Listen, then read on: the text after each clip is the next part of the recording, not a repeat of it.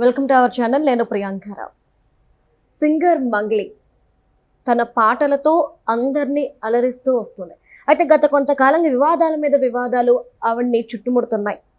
మనం 2025 జూన్లో చూసుకుంటే గనక ఆవిడ బర్త్డే పార్టీలో మాదక ద్రవ్యాలు ఉన్నాయి అని చెప్పేసి రైడ్ జరగడం, కేసు అవ్వడం. ఆ తర్వాత మరొక కేసు, ఏది మన ఒక పాటలో అసభ్యకరమైన పదజాలం ఉన్నప్పటికీ కూడా ఆవిడ ఎలా పాడారు అని కేసు వేస్తే దాని మీద ఆవిడ క్షమాపణ కోరడం, ఇలాంటి ఇన్సిడెంట్స్ ఆవిడ చుట్టూ చోటు చేసుకున్నాయి. ఇప్పుడు ఏకంగా 150 కోట్ల రూపాయలు స్కామ్ చేసింది అని చెప్పేసి అంటున్నారు. అసలు ఏంటి స్కామ్? దీనికి మంగ్లీకి ఉన్న సంబంధం ఏంటి? మంగ్లీ ఇప్పటి వరకు ఎందుకు దీని మీద స్పందించట్లేదు? ఇంకొక విషయం ఏంటి అంటే ఈ స్కామ్కి సంబంధించి ఈడీ వరకు ఈ కేసు వెళ్ళబోతుంది అన్న వార్తలు వస్తున్నాయి. కానీ ఇప్పటి వరకు ఏ పోలీస్ స్టేషన్లో కూడా దీని మీద కేసు నమోదవ్వలేదు. మరి ఈ స్కామ్ని ఎవరు బయట పెట్టారు అంటే అడ్వకేట్ సుబ్బు సింగపోగు. మరి అసలు ఈయన ఏమంటున్నారు, ఈయన దగ్గర ఏం ఆధారాలు ఉన్నాయి, అలానే ఇప్పుడు అసలు మంగ్లీ ఎక్కడుంది అనే విషయాలు ఈ వీడియోలో తెలుసుకుందాం. మనతో మాట్లాడడానికి అడ్వకేట్ సుబ్బు సింగపోగు గారు ఉన్నారు. ఆయనతో మాట్లాడదాం. నమస్కారం అండి. నమస్కారం అండి. సార్, మీరు ఎవరైతే మంగ్లీ ఉన్నారో, సింగర్ మంగ్లీ, ఆవిడ 150 కోట్ల రూపాయలు స్కామ్ చేశారు, ఇందులో ముఖ్యంగా వాళ్ళ తమ్ముడు ఇన్వాల్వ్ అయి ఉన్నారు అని చెప్పేసి అంటున్నారు. మీ దగ్గర కొన్ని సాక్ష్యాలు ఉన్నాయి, ప్రూఫ్స్ ఉన్నాయి అంటున్నారు. అసలు ఏంటి ఆ స్కామ్? ఫస్ట్ క్లియర్గా చెప్పండి. మొట్టమొదటిగా ఈ స్కామ్ కు సంబంధించినటువంటి ఏదైతే ఇష్యూ నడుస్తుందో ఇది కర్నూలు, డ్రోన్, ఆదోని, తర్వాత గద్వాల్ ఈ ఏరియాలో తర్వాత ఎవడైతే మెయిన్ అక్యూజ్డ్ రమావత్ మధు ఉన్నాడు, నల్గొండ డిస్టిక్ దేవరకొండ, మీకు అక్కడ అంటే మల్లెపల్లి అటువైపు ఆ ఏరియాలో ఉన్న చాలా మంది విక్టిమ్స్, దాదాపుగా 150 కోట్ల పైనే, ఒక్కొక్కరు కోటి రూపాయలు అంటే 2 లక్షల నుంచి 1,00,000 నుంచి 50,000 నుంచి 5 కోట్లు 10 కోట్ల వరకు కూడా చాలామంది ఇచ్చి ఉన్నారు.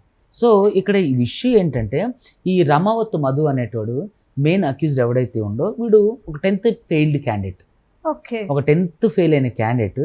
సో ఇంత పెద్ద భారీ స్కామ్ చేసింది అంటంతో ఫస్ట్ చూసినప్పుడు నేను కూడా షాక్ అయ్యా. నా దగ్గరికి ఈ కేసు 1.5 నెలల క్రితమే వచ్చింది. సో అన్ని సాక్ష్యాధారాలు సేకరించిన తర్వాత మనం కేసు ఫైల్ చేసి మీడియాకి ఇద్దామని చెప్పేసి వెయిట్ చేసాం. సో ఇప్పుడు ఏంటంటే అందరూ దాదాపుగా విక్టిమ్స్ అందరూ కూడా వచ్చి వారు నిర్భయంగా చాలా ఇంటర్వ్యూస్లో కూడా మాట్లాడారు.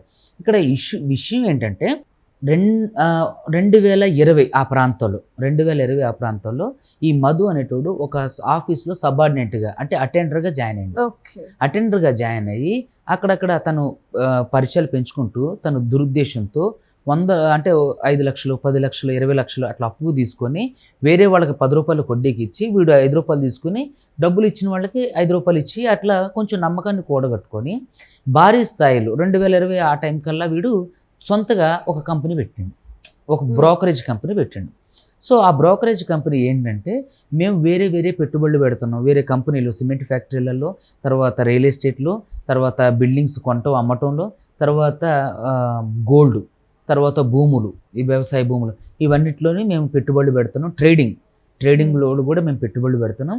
మీరు పెట్టుబడులు పెడితే మీకు ఎక్కువ వడ్డీ, 10 రూపాయల వడ్డీ, 8 రూపాయల వడ్డీ, 12 రూపాయల వడ్డీ ఇట్లా ఇస్తామని చెప్పేసి ఆశావాకులను ఆశ చూపించి 5 లక్షల కంటే ఎక్కువ డబ్బులు పెట్టిన వాళ్ళకి 3 సెంట్లు భూమిని రిజిస్ట్రేషన్ చేసేస్తామని చెప్పేసి ఇట్లా ఆశావాహులు పెడితే ఉంటారు కదండి. ఇప్పుడు సొంత ఇల్లు కలగా ఉన్న వాళ్ళు ఎంతో మంది బిలో పావర్టీలో ఉన్న వాళ్ళు, మధ్య తరగతికి అటు ఇటుగా ఉన్న వాళ్ళు మాత్రం ఇందులో ఉన్నారు. అయితే ఒక అతనైతే పాపం దాదాపుగా 5 కోట్లు ఇచ్చిండు. అన్నీ కూడా ఏంటంటే 50,000 నుంచి 25,000 నుంచి ఇక వాళ్ళకి ఎంత తోస్తే అంత మొత్తం దండుకొని ఏం చేశారంటే వ్యాపారాలలో ఇల్లులు కొనడం, వోల్వో కార్లు, లగ్జరీస్ట్ కార్లు, ఇవన్నీ. ఈ రమావత్ మధు ఎవడైతే ఉందో ఈ నల్గొండకు దేవరకొండ ఆ ప్రాంతానికి సంబంధించిన భయం, వాళ్ళ బావ ఎవడైతే, వాళ్ళ అక్క భర్త ఎవడైతే ఉందో, ఏది మన పాల్ది భరత్ చౌహాన్, వీడు మెదక్కోడు. ఓకే, వట్టిపల్లి తాండాకి వట్టిపల్లి తాండా మెదక్కి సంబంధించినోడు అన్నట్టు. సో ఈ పాల్దియే భరత్ చౌహాన్, వాళ్ళక్క పాల్దియే శైలజ చౌహాన్, వీళ్ళందరూ కూడా దీంట్లో మెయిన్ అక్యూజులు. ఇందులో వీళ్ళ అకౌంట్కి డబ్బులు ట్రాన్స్ఫర్ అయినాయి. సో మరి మంగ్లీ ఎందుకు ఇందులో ఇన్వాల్వ్ అయింది అని అంటే, పేరు ఎందుకు ఇన్వాల్వ్ అయింది అని అంటే, మంగ్లీ వాళ్ళ తమ్ముడు ఇతనితో పాటు వ్యాపారంలో తిరిగేవాడు.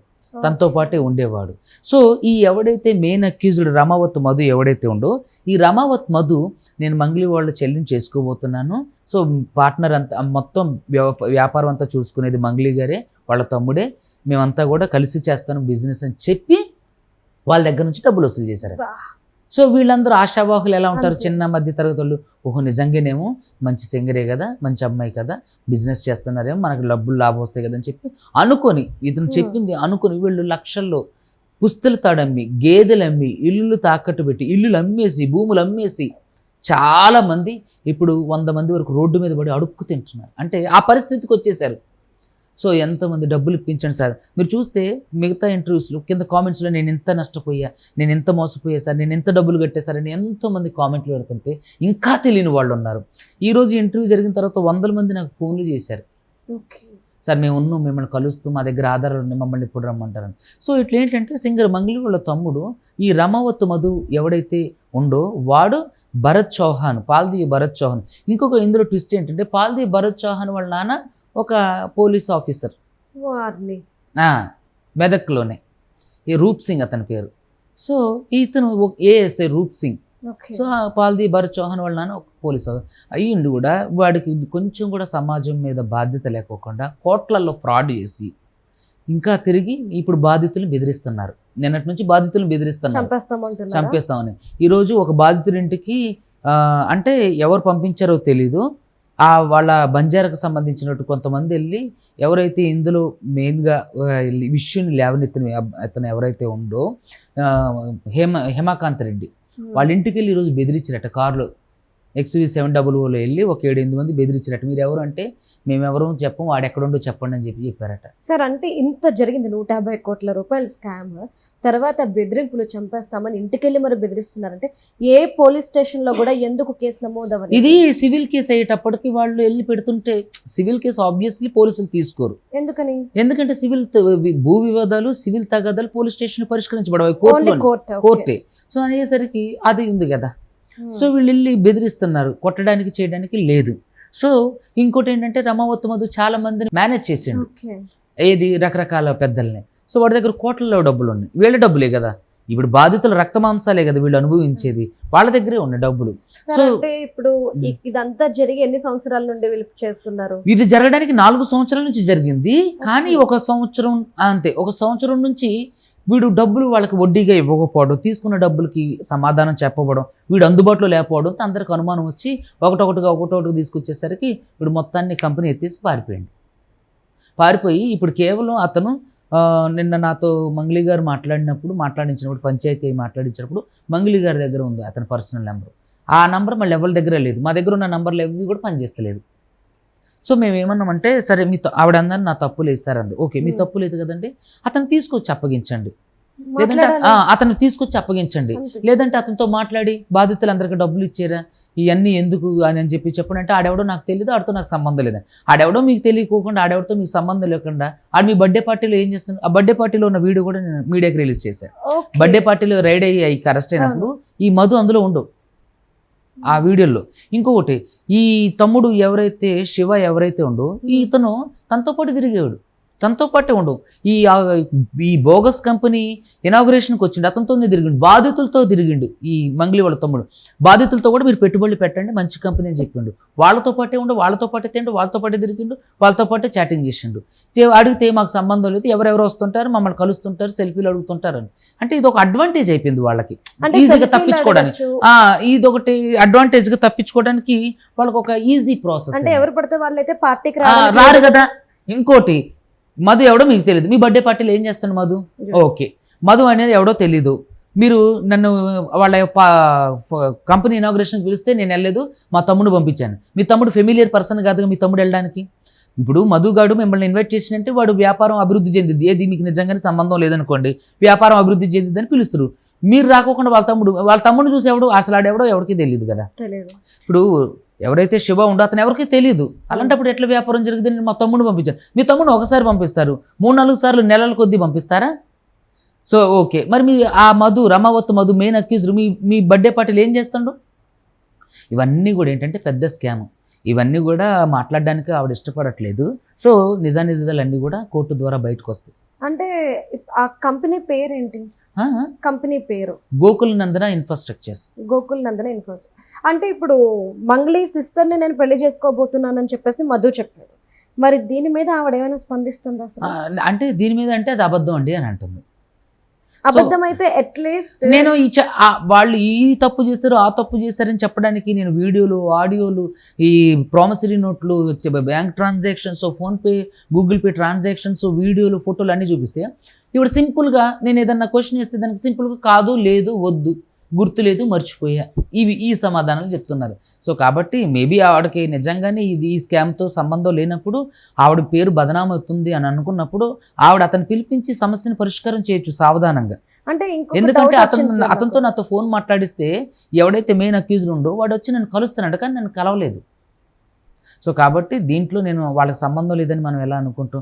ఒకవేళ సంబంధం లేదనుకోండి, ఇది ఇంత జరుగుతున్నప్పటికీ ఈ ఎవడైతే ఈ రమావత్ మధు ఉండో, ఈ పాల్దీ భరత్ చౌహాన్, పాల్దీ శైలజ చౌహాన్ ఎవరైతే ఉన్నారో వాళ్ళ మీద మరి మంగ్లీ తమ్ముడు మంగ్లీ ఎందుకు కేసు పెట్టట్లేరు?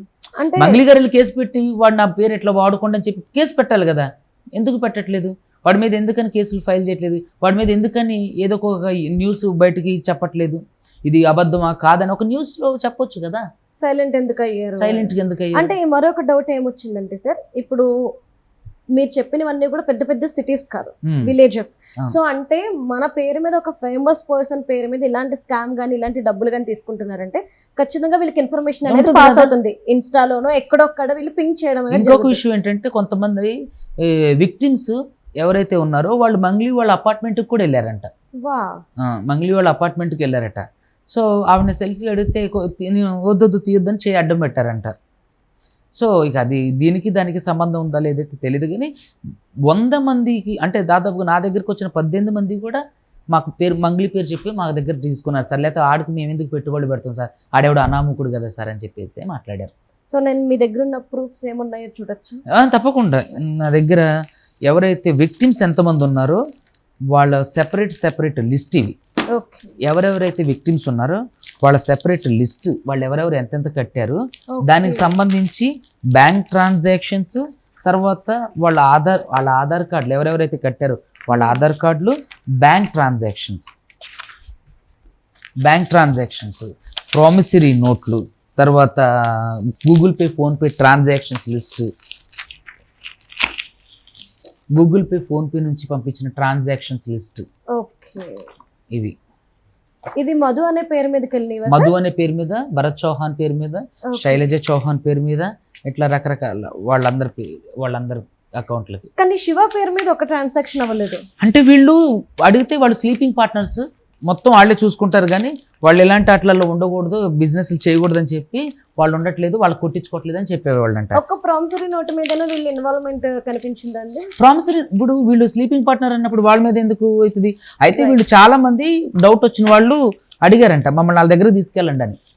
ఇవన్నీ ప్రామిసరీ నోట్లు, బాధితుల్ని ఒక్కొక్కరుగా ఉన్నటువంటి ప్రామిసరీ నోట్లు. 20 లక్షలు, 30 లక్షలు, ఇది కూడా 20 లక్షలు, అవి 40 లక్షలు, 20 lakhs, ఇది ఒక 10 లక్షలు, ఇవన్నీ నల్గొండ. ఇది ఇంకొక 10 లక్షలు, ఇది ఇంకొక 10 లక్షలు. ఇలా ఇది ప్రామిసరీ నోట్స్ ఏదైతే స్కామ్ జరిగిందో ఆ స్కామ్ కి సంబంధించిన ప్రూఫ్స్ ఇవన్నీ కూడాను. ఇలా ఒక్కొక్కరి దగ్గర నుంచి లక్షల నుంచి కోట్ల వరకు వసూలు చేశారు. సో ఇట్లా రకరకాల ఇవన్నీ బ్యాంక్ ట్రాన్సాక్షన్స్, త్రూ బ్యాంక్ ద్వారా బాధితులు వాళ్ళకి పే చేసిన. సార్ వీళ్ళు మాట్లాడేటప్పుడు కాల్ రికార్డింగ్ కానీ ఏమైనా చేయడం జరిగిందా? ఎందుకంటే త్రూ బ్యాంక్ ద్వారా పంపించారు. సో ఇట్లా చాలా ఉన్నాయి. అయితే వీళ్ళు కాల్ ఎప్పుడు మాట్లాడేవాళ్ళు కాదు, డైరెక్ట్ గానే వచ్చి ఎవరైతే మంగ్లీ తమ్ముడు శివ ఉండో అతని డైరెక్ట్గా వచ్చి కలిసేవాడంట. మీకు విక్టిమ్స్తో తను ఉన్న ఫొటోస్ కూడా మీకు చూపిస్తాయి. ఎవరైతే ఇప్పుడు శివ ఉండో, మంగ్లీ గారు వాళ్ళ తమ్ముడు ఎవరైతే ఉండో తను విక్టిమ్స్తో కలిసి దిగిన ఫొటోస్ మీకు షేర్ చేస్తా చూడండి. అన్నీ మీకు వేరే అన్నీ కూడా మీకు పంపిస్తా, ఒకసారి చూడండి. ఇలా చాలా వరకు ఇట్లా ఏంటంటే ఇది మంగ్లీ వాళ్ళ ఇప్పుడు మంగ్లీ వాళ్ళ తమ్ముడు శివ, విక్టిమ్స్ వాళ్ళిద్దరు కూడా. సో ఇక్కడ ఇంకో ఫోటో. ఇది ఇనాగ్రేషన్ ఫంక్షన్లో మెయిన్ విక్టిమ్ ఎవరైతే ఉందో తనకు సంబంధించినటువంటి మధు, అదేవిధంగా మంగ్లీ వాళ్ళ తమ్ముడు. ఇతను విక్టిమ్, మంగ్లీ వాళ్ళ తమ్ముడు విక్టిమ్స్తో. తర్వాత మెయిన్ ఇగోండి ఈ ఫోటో. ఇది మంగ్లీ వాళ్ళ తమ్ముడు పార్ట్నర్గా ఉన్నప్పుడు వాళ్ళు కలిసి మెయిన్ అక్యూజ్డ్ మధు, మంగ్లీ వాళ్ళ తమ్ముడు దిగిన ఫొటోస్.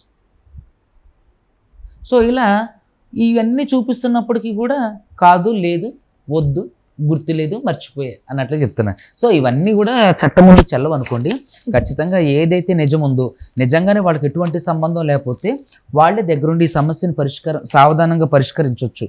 సో కాబట్టి ఒకవేళ నిజంగానే వాళ్ళకి ఎటువంటి సంబంధం వాళ్ళకి లేదనుకోండి, ఎందుకని మరి మంగ్లీ గారు ఒక కేసు అతని మీద ఫైల్ చేయకూడదు? క్వశ్చన్ వాడుకుండా అని చెప్పి ఇప్పుడు ఆవిడ మీద డ్రగ్స్, అది బర్త్డే పార్టీలో డ్రగ్స్ వాడారని, విదేశీ మద్యం వాడారని చెప్పినప్పుడు నాకు అది తెలీదు, నాకు పర్మిషన్ తీసుకోవాలని తెలియదని మాట్లాడినప్పుడు, ఆవిడ పేరు మీద ఇంత పెద్ద దుమారం చెలరేగుతున్నప్పుడు నాకు సంబంధం లేదు, వాడెవడు నా పేరు వాడుకుని ఇట్లా చేసిన వాడి మీద ఎందుకు కేసు పెట్టట్లేదు? ఒక్క కేసు పెడితే అసలు ఇంత రాద్దంతా అవ్వకపోతుండే కదా, ఎందుకు పెట్టట్లేదు? వాడి మీద ఎందుకని కేసులు ఫైల్ చేస్తలేదు? వాడి గురించి ఎందుకని మీడియాలో రానివ్వట్లేదు? వాడి పర్సనల్ నెంబర్ ఎందుకని మంగ్లీ గారి దగ్గర ఉంది, ఎవరి దగ్గర లేని నెంబరు? సో ఇవన్నిటికీ కూడా ఆన్సర్కి ఆవిడే చెప్పాలి. సార్ అంటే అప్పట్లో కొంచెం పొలిటికల్ పార్టీస్తో మంగ్లీ గారు క్లోజ్గా మూవ్ అయ్యారు కాబట్టి ఈవిడికి ఎవరైనా అండదండలు ఉన్నారా ఇప్పుడు నన్నే ఆవిడ బెదిరిస్తున్నారు, వేరే వేరే వాళ్ళతో ఫోన్లు చేపించి. ఇప్పుడు ప్రస్తుత ఎమ్మెల్యేల తండ్రులతోని, తర్వాత కొంతమంది వాళ్ళ బంజారా పెద్దలతోని, ఉస్మానియా యూనివర్సిటీలో ఉన్నటువంటి స్టూడెంట్ యూనియన్ ఆర్గనైజేషన్ లీడర్స్, మా ఫ్రెండ్స్తో, వాళ్ళ ఫ్రెండ్స్ వాళ్ళతోటి ఇట్లా రకరకాల వాళ్ళతో చేపిస్తుంది బెదిరింపులు లైక్ అలాంటివి. సో ఇలా చాలా చేస్తుంది అన్నట్టు. సార్ ఒక్కసారి మనం ఎవరైనా బాధితులు ఒకళ్ళు కాదండి, చాలా మంది ఉన్నారు. వాళ్ళల్లో మీకు ఒకళ్ళని తీసుకొని మాట్లాడిస్తూ ఉండండి. ఒకళ్ళు కాదు, చాలా పొద్దున్న నాకు కాల్ చేసిన విక్టిమ్స్తో, కొత్త విక్టిమ్స్, వీళ్ళతో మాట్లాడిస్తే చూడండి రోజుకొకరు బయటకు వస్తూనే ఉన్నారు చాలా మంది. చూడండి వీళ్ళు కొత్త విక్టిమ్స్. ఎవడైతే మధు ఉండో, మధు వాళ్ళ ఊరు వాళ్ళు.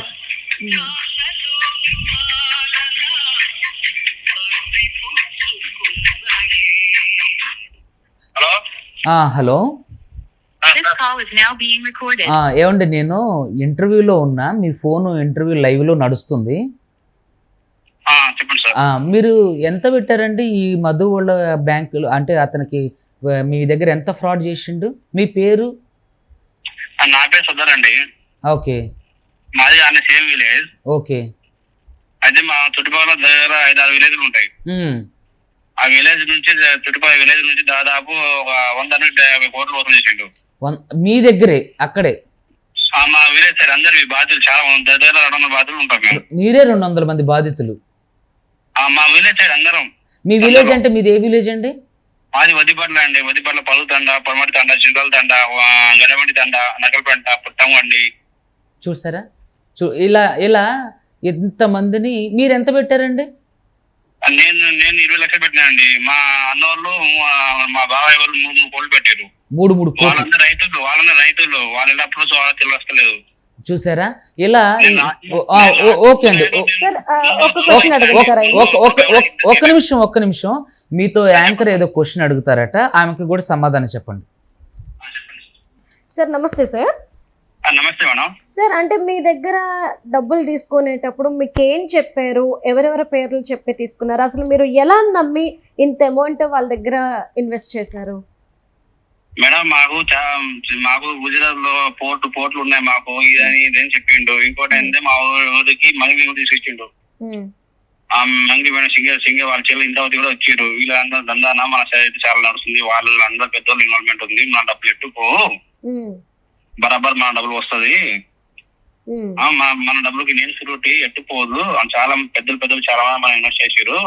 1-2 అవుతుంది, మీరు మన లైఫ్ మారిపోతుంది మాయమాటలు చెప్పి అన్ని తీసుకున్నాడు. అంటే మీ దగ్గరికి మంగ్లీ వాళ్ళ చెల్లి కూడా వచ్చారు? నైట్ తీసుకొచ్చింది మేడం. అంటే మా దగ్గర రాలే, వాళ్ళ ఇల్లు కన్స్ట్రక్షన్ అయితే మా విలేజ్ లో. ఓకే, పెద్దగా అనుకోవడం పెట్టి ఇల్లు కన్స్ట్రక్షన్ చేసిండు. అది చూపించడానికి తీసుకొచ్చినంట. మా వాడు తెలియదు, ఆయన ఫోటో పంపిండు మాకు బాగా మధు. ఓకే, అలా అలా మాకు సో చాలా మంది ఇన్వెస్ట్ చేస్తారు కదా, పెద్ద పెద్దలు ఉన్నారు కదా. సార్ నిజంగా డబ్బులు నిజంగా నడుస్తున్న బిజినెస్ నిజంగా ఉందేమో ఆయనకి, బయట పరిచయాలు బాగానే ఉన్నాయి కదా. నేను ఒకసారి మాట్లాడతా. అట్లా మీకు కూడా మంగళి గారి పేరు చెప్పిండు? అందరికి చెప్పాము సార్. ఆయన మాకని కాదు, అందరి బిజినెస్ అంటే పెద్ద పెద్ద వాళ్ళు అందరి పేరు చెప్తున్నాయి. చూసారా అలా చెప్పి ఓకే అండి, అలా చెప్పి మన వాళ్ళు డైరెక్ట్ అప్రోచ్ కాలేం కదా. నిజంగా నడుస్తుంది ఈయన వ్యవహారం చూసి, పాచల పనులు మోల్డ్ వ్యవహారం చూసి హైపై చూసి నిజంగా నడుస్తుందేమో ఈయన వ్యవహారము, బయట పెద్ద పెద్ద పరిచయాలు అని మీతో ఇట్లని చెప్పేవాడు అన్నట్టు. అందరితో చెప్పారు, మాతో నాతో అందరికీ తెలుసు ఆ విషయం. ఓకే ఓకే అండి. అట్లా ఒక్క నిమిషం మీరు లైన్లోనే ఇట్లా అందరికి ఇట్లా నేను మంగళి వాళ్ళ చెల్లిని చేసుకోబోతున్నాను చెప్పి వీళ్ళందరూ ఇలాంటి మూడో చెల్లి పేరే ఉంది. మూడో చెల్లి మ్యారేజ్ సమ్మర్ లో మ్యారేజ్ అవుతుంది. ఒక తమ్ముడు చెల్లి వాళ్ళ ఇంట్లో కూడా అంతా ఒకే కూడా చెప్పింది నాతో ఒకసారి. చూసారా, అంటే మొత్తం అన్ని సెట్ అయిపోయినాయి, సంబంధం అంతా సమ్మర్ లో సంబంధం ఓకే అయిందని కూడా వీళ్ళందరితో చెప్పారు. ఏది వీళ్ళు ఊరు వాళ్ళతో, చుట్టుపక్కల తాండ వాళ్ళతో అందరూ తెలుసు ఆ మ్యాటర్. మా నాకని చిన్న పిల్లలు చెప్తారు ఆ విషయం. చూసారా, ఓకే అండి. ఒక నిమిషం మీరు లైన్లోనే ఉండండి అట్లా సైలెంట్ గా. ఇట్లా ఎంతో మందిని ఈ అబ్బాయి మధు అనే అబ్బాయి మంగళి వాళ్ళ చెల్లిని ఇట్లా మాట్లాడుకున్నాం, మేము పెళ్లి కూడా మూడో చెల్లెల్ని ఇట్లా పెళ్లి చేసుకుంటాం అని చెప్పి వీళ్ళ సొంత ఊరోళ్ళు ఇప్పుడు మాట్లాడేది. సో ఇలాంటి వాళ్ళు ఎంతో మందిని ఇతను మోసం చేసి వీళ్ళు తినక కాయ కష్టం చేసుకున్న డబ్బులన్నిటినీ కూడా ఇతను అంటే లాక్కు వేసుకుని వీళ్ళందరూ ఇప్పుడు రోడ్డు మీదకి వచ్చి అడుక్కునే పరిస్థితికి తీసుకొచ్చిండు.